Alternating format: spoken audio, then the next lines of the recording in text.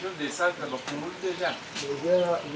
Fiche oyo ya bakandida oyo ovote na loyeki bato baza deja na nsima eza ndenge nini na mama vote oyebi lelo bato bavote na ya sa de vote na bafiche ma oyo ezingaki ovote kandida oyo ovote na loyeki eti lelo émission me bato baza deja na kati ya sale siko so tokoyeba toza heure nini siko siko oza ba 6 heures soit ba 7 heures. Donc nde toza 6 heures boye ata bulletin mo nano ye te na bacentre nano ye te bande bato bavote ya mbula est-ce que kondimezaki élection ezali bato bake kovote sikoyo so toyeba yo eloko nini tomoni na nzela okokende kuna to oyo obimi na yo mwana oyo naobima nanga kasi naotili aunga me bamingi oye te sikoyo tokutengo oyeba okovote tokovote te awa olingo obima bo nakovote te bongo okovote heure nini mpo heure oyo obi olingo obima me bafiche na oye te merci ande toza ba heure 6h30 tozobongama tokende kovote me mvula ebetami eza bénédiction tokolanda mbula te biso tozokendaka tovote kaka mashine ayaki butu wana babulete ya vota eza te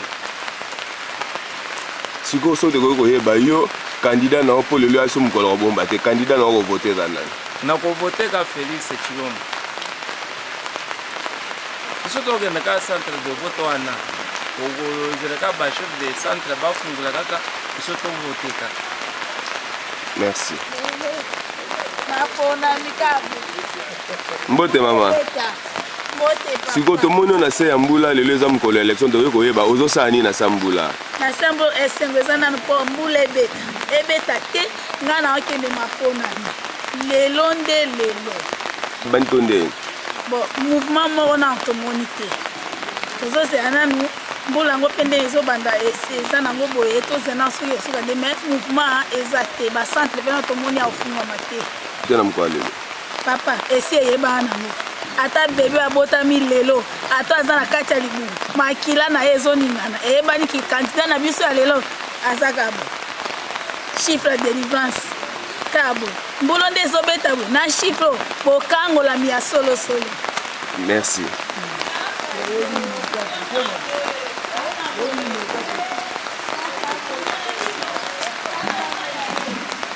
misande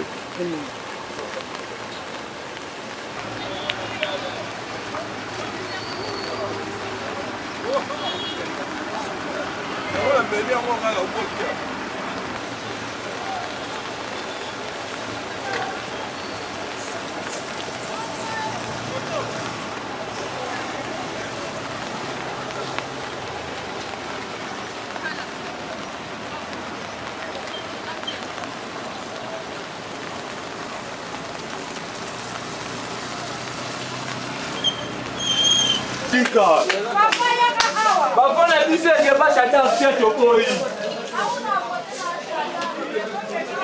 eloni balandi le sentiment comme les athées, quand on va faire le marque, on va pas se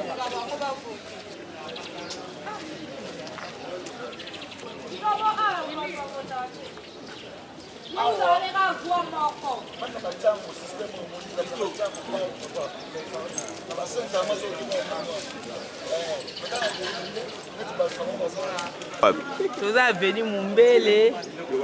quartier Limete nazoke voter na école ya Mabaya na bafungoli porte te o banani batémoin na baye te tozela batémoin so baye apo biso tobanyo voter toyebi te papa tozaka liboso ya école po tovote mais tozomona nanu position ya vote te tomoni kaka toza population mais nanu bato babandi te kovote tozoyeba te so ekozala to ekozala te papa na nga bon babayeke vote bapusani etikani to respecte tala kuti bake bambula omoni ndenge wani donc ça nous fait tourner na bureau na centre au ba câble ça sikoyo mais tomeki ko se renseigner na bango moko bata centre na babi na komona na misu nde ba bengisa ba na direction na commune ne ba utaki ba remplir la formalité tika ba ke ba yawa ba to zela kaka eloko pesa te ku pesa te ni pesa te coupure général ekendaki banda lobi na 17h ti sikoyo olobi coupure général banda lobi ya samedi na 17h ti sikoyo na 8h sonne 8h30 sonne va dokenda pour ezati il a zaki na volontaire au voter te ngana bima na mbula boite na ya te que notre libéraux ti liboso ça ya bureau comme naza déjà devoir na nga déjà yango déjà na yo ça siko devoir ya seni pour ça tu vas voter câble zaki ba groupe zaki siko so dokoye ba candidat na ko voter dana candidat ngana voter numéro 20 Félix Chilombo c'est qui dit voter pour un Congo nouveau toi on a posé un changement tout beaucoup il faut que nous opposition. Il s'agit d'un constat déplorable et malheureux. Vous allez vous rendre compte que nous sommes à Mombele. La CENI n'a pas réuni toutes les conditions favorables pour que ces élections se passent dans les bonnes conditions. Pour preuve,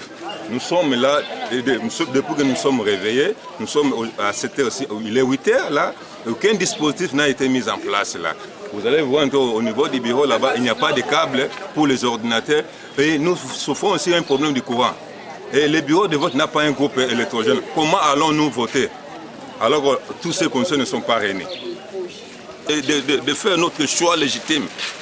Voilà pourquoi nous voulons évidemment exprimer notre mécontentement par rapport à cette situation-là. Le bureau de la CENI se trouve derrière moi ici à l'école Mabaya. Si vous passez là-bas, vous allez vous rendre compte de ce que nous venons de dire. Nous voulons tout simplement lancer ce cri d'alarme pour dire aux autorités de la CENI d'organiser bien les élections, de mettre tous les matériels en place là. Nous sommes tous Congolais et nous voulons élire notre président que nous voulions nous tous là. Quand on nous prouve ces droits-là, cela veut dire qu'on ne veut pas que nous puissions procéder au changement dans les institutions du pays. Le vote est secret. Je ne saurais pas vous dire ça en présence de tout le monde là. Conformément à la loi, le vote est secret là. J'ai mon candidat à voter et je vais voter dans le secret. Désolé, car. Toye babaki lelo le 30 décembre to voter bureau nanga na zoi carte électeur yango na école Mabaya ya CENI toye na tonga na école Mabaya na CENI banda 6h mbule bandaki to babi to zila 8h yango to biso 9h to kende ti sikoyo babi ba câble ya ko voter pour batia kunini groupe ezate groupe ezopelate ba câble ezate to comprendre te babi lo kanisa ba bokisa de bien avant lobby pour la nini so to tondi di bosse école abiso nyonso to voter te élection ba lo sur le 30 décembre to voter ba mo ça so ba aventure ndeboui to sengi nanga lelo so biso to voter de école ya Mabaya a démissionné na batune bango nyonso bana likolo tina se peuple congolais to lembi makambo bazo sa biso bana na 1-0 na sengi bango toza na kanda na mbula to nimito pola mbula na poli mbula nde naza awa na kauki to na bureau ya école Mabaya nanga benga école Mabaya c'est ba câble batinda kaka lelo ya bureau de vote biso toza awa na pona voter naza na kanda tozo souffrir na mboka to lembi ba passe to voter ne lelo toza olela naza na candidat na ngai ya présidentiel era lobaki ba projet na ye alobaki makamune nyonso na landa kiye naza ne certain na mutema na lebi ke nzamba ko toucher be batu nyonso ba ko voter ye parce que er total aka tous les candidats tout le monde a candidat nani moko o azo bunda lelo banda lobi ti depuis ba l'élection organisée avec a permis la peuple to ko voter nde ye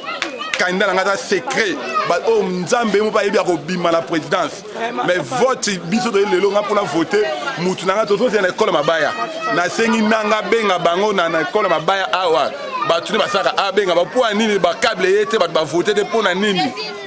na sengi bongo ba voter te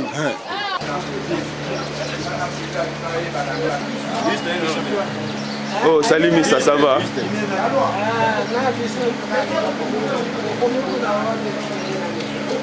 Mbote ndeko. Namoni yo awa uti na soki tokoki koyeba outi wapi mpe kosala nini? Ate ko voter. Mais ate ko déjà sina voter mon ami na sikoya. nga na voté mais eza mawa trop machine wana ezobloke pamba technicien na kata sale wana ezali 5 machines mais na 5 machines wana donc 2 techniciens seulement donc so ekati na présence na mona na beta boba ekati na technicien ça fait sous 10 minutes tala bloka ni to ça on bien té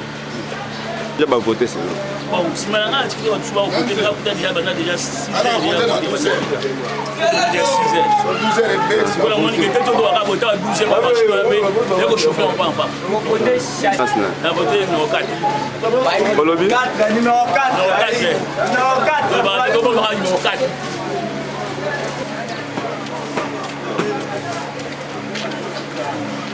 Ah, dans l'immédiat, on a battu ma salade. On va faire la tac, votre facile.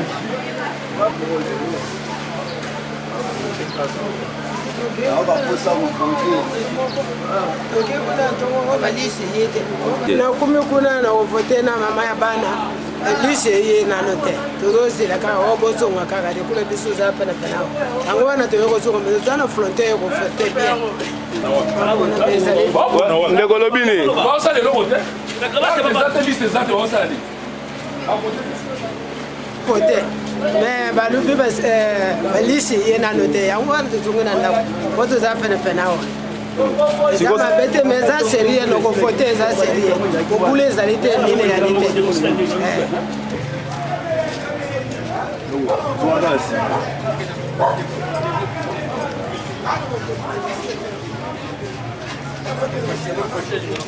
journée eza bien après mbula nde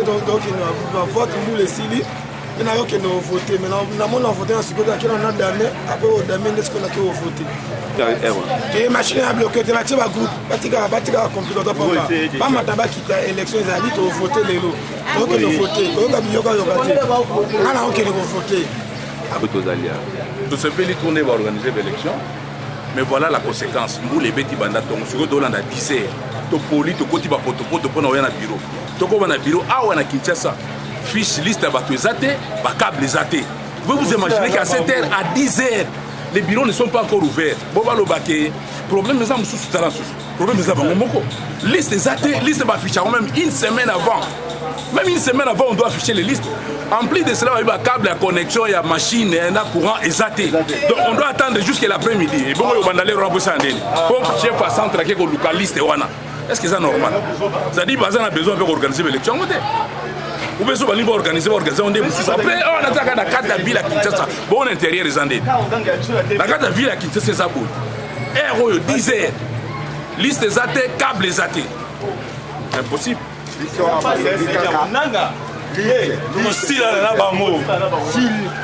lelo moto akokende likambo ezali toye awa po tovote balobi liste eza te liste yango bana lobi biloko eyaki liste wana ezangaki ndeni mutu ilfale baluka moye ya kokende kozwa baliste wana po tovote toye awa mbula esili balingi bakotela mbula ata babeti mbula lelo biso te lelo te lobi te na butu tozali aso tosile kosila te kata biso kaka tokovote tokovote te ekolo lelo ekozala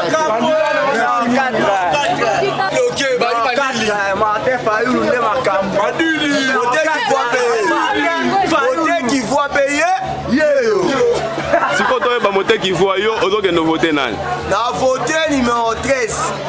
te toboyi numéro 4 na vote 16 numéro 4 Martin Fayulu pesa mebola kisango boye ba machine bloquée champion yaka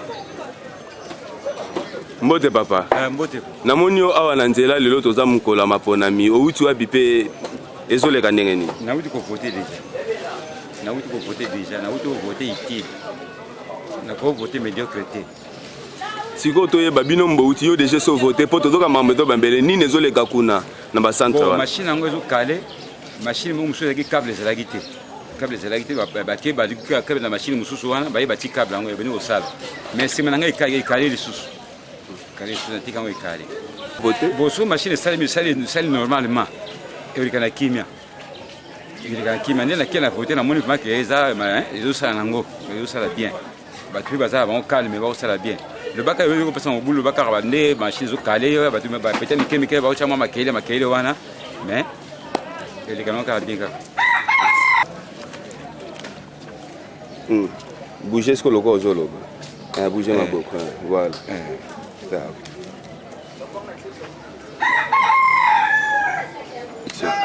la personne merci mingi pour amotolo yo zoto na ndena zo répondre yango ndeko Kabila na nanga bazolinga kosalisa maponane na kimia te mpona nini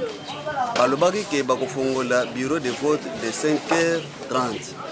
à 6h mais na ndenge tozoloba awa na mombele bafongoli bureau bafishe eza te